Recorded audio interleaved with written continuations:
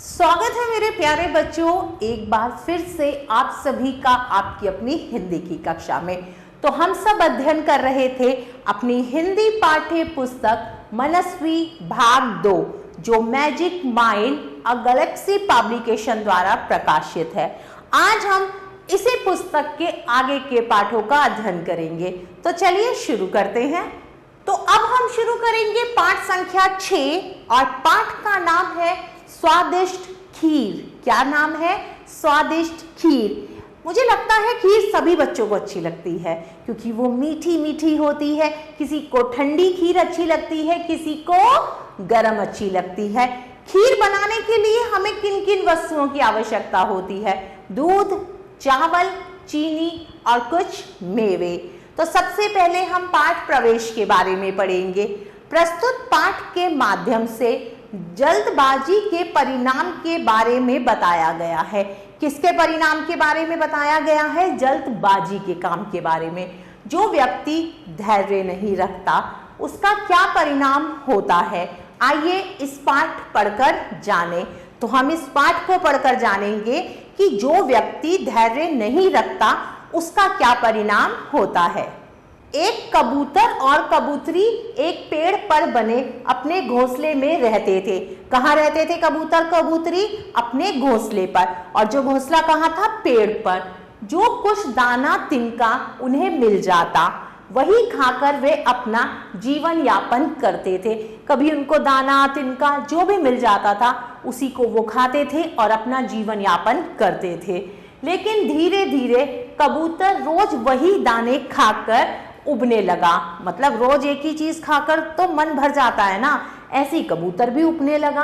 अब उसकी इच्छा होती थी कि उसे खाने के लिए कुछ नया मिले, दानों की जगह कुछ और मिले। एक दिन दो आदमी उस पेड़ के नीचे आ बैठे। दो आदमी कहाँ आ बैठे? उस पेड़ के नीचे जहाँ पे कबूतर कबूतरी रहते थे। वे दोनों एक दावत की चर्चा कर रहे थे। किसकी? दावत की। उनमें से एक आदमी खीर की खूब बढ़ चढ़कर प्रशंसा कर रहा था। प्रशंसा मतलब तारीफ कर रहा था। किसकी? खीर की। बार बार खीर की चर्चा सुनकर कबूतर की भी खीर खाने की इच्छा हुई। जब बार बार वो खीर के बारे में सुन रहा था कबूतर, तो उसका भी मन कर गया कि मैं भी खीर खाऊं। वह कबूतरी से बोला। कबूतर किससे बोला? कबूतरी से। प्रिय, क्या तुमने कभी खीर खाई है? देखो, वे दोनों आदमी भी खीर की प्रशंसा कर रहे हैं। हाँ, मैंने खीर चखी है, बड़ी स्वादिष्ट लगती है, कबूतरी ने कहा। कबूतरी ने कहा, खीर तो खाने में बड़ी स्वादिष्ट लगती है, मेरे लिए भी खीर बना दो। कबूतर ने उससे अनुरोध करते हुए कहा, मतलब उससे रिक्वेस्ट की कबूतरी से कि मेरे लिए भी खीर बना दो।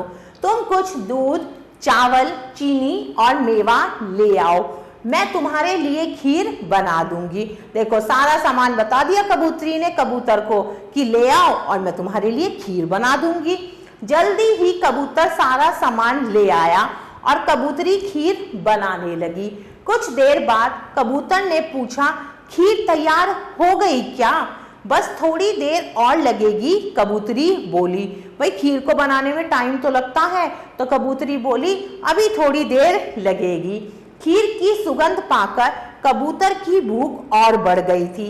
वह जल्दी से जल्दी खीर खा लेना चाहता था। खीर की खुशबू आ रही थी, उसका मन कर रहा था जल्दी जल्दी खीर बने और मैं खीर को खा लूं। कुछ देर बाद कबूतर ने फिर से पूछा, अब तो खीर तैयार हो गई होगी। तब कबूतरी ने कहा, खीर पक तो गई है, लेकिन इससे पहले कि वह अपना वाक्य पूरा कर पाती, बेसब्र कबूतर ने अपनी चोंच गरम खीर के बर्तन में डाल दी। कहाँ डाल दी? गरम खीर के बर्तन में अपनी चोंच डाल दी। किसने? कबूतर ने। फलस्वरूप उसकी चोंच गरम खीर से जल गई। भाई, गरम गरम खीर में जब चोंच डलेगी तो चोंच जल गई। वह चिल्लाया। जब चोंच जल गई तो कबूतर चिल्लाया, उफ, सत्यानाश हो तुम्हारा, इस खीर को तुम इतना स्वादिष्ट कह रही थी, यह कहते हुए कबूतर ने गुस्से में खीर का बर्तन घास पर पलट दिया। गुस्से में आया और कहा, इसे खीर को तुम स्वादिष्ट कह रही थी, और खीर का बर्तन घास पर पलट दिया। सारी खीर घास पर फैल गई, और सारी खीर कहाँ फैल गई? घास पर फैल गई। इस तरह वह कबूतर अपनी जल्दबाजी के कारण स्वादिष्ट खीर खाने से वंचित रह गया। उसे इतनी जल्दी थी कि वो अब क्या हुआ, उसकी चोंच भी जल गई, खीर भी गिर गई और खीर खाने को नहीं मिली। चलिए अब शब्दार्थ करते हैं। जीवन यापन करना, इसका अर्थ है गुजारा करना। दावत, सामूहिक भोजन। प्रशंसा, तारीफ। अनुरोध करना, प्रार्थना करना। सुगंध, खुशबू। चलिए अब समय है कुछ अभ्यास कार्य करने का। सबसे पहले हम मौखिक अभ्यास करेंगे। उच्चारण का अभ्यास कीजिए। अब हमें उच्चारण का अभ्यास करना है। जीवन यापन, स्वादिष्ट, तैयार, बेसब्र, सत्यानाश, फलस्वरूप, जल्दबाजी, चोच। अब आगे बढ़ते हैं प्रश्न संख्या 2 की तरफ। एक शब्द में उत्तर बताइए। प्रश्न का, कबूतर और कबूतरी कहाँ रहते थे? कहाँ रहते थे? पेड़ पर। कबूतर व कबूतरी को खाने को क्या मिलता था? दाना, तिनका। ग, पेड़ के नीचे बैठे 2 आदमी किसकी चर्चा कर रहे थे? किसकी चर्चा कर रहे थे? दावत की। आगे बढ़ते हैं। अब हम लिखित अभ्यास करेंगे। प्रश्न संख्या 1, सही विकल्प पर सही का निशान लगाइए। क, कबूतर की क्या खाने की इच्छा हुई? क्या खाने की इच्छा हुई थी कबूतर की? फल, रोटी, खीर। तो सही विकल्प है खीर। ख, खीर किसने बनाई? किसने बनाई थी? चिड़िया ने, कबूतरी ने, कबूतर ने। तो सही विकल्प है कबूतरी ने। आगे बढ़ते हैं प्रश्न संख्या 2 की तरफ। सही कथन के सामने सही तथा गलत कथन के सामने गलत का निशान लगाइए। क, कबूतर और कबूतरी पेड़ पर बने घोंसले में रहते थे। बिल्कुल सही कथन है ये। ख, पेड़ के नीचे 4 आदमी आकर बैठे। ये कथन गलत है। पेड़ के नीचे 2 आदमी आकर बैठे। खीर में दूध, चावल, चीनी तथा मेवे थे। बिल्कुल सही कथन है। कबूतर की भूख मर गई। क्या ये सही कथन है? ये कथन भी बिल्कुल सही है। आगे बढ़ते हैं प्रश्न संख्या 3 की तरफ। खाली स्थान भरिए। अब हमें खाली स्थान भरने हैं। क, एक दिन डैश आदमी उस पेड़ के नीचे आ बैठे। कितने आदमी? 2। ख, मैंने खीर डैश है, बड़ी डैश लगती है। मैंने खीर चखी है, बड़ी स्वादिष्ट लगती है। कैसी लगती है? बड़ी स्वादिष्ट। उसकी डैश गरम खीर से डैश गई। उसकी चोंच गरम खीर से जल गई। सारी खीर डैश पर फैल गई। कहां पर फैल गई? घास पर। आगे बढ़ते हैं प्रश्न संख्या 4 की तरफ। किसने किससे कहा? अब कुछ कथन है, आपको बताना है ये कथन किसने किससे कहे।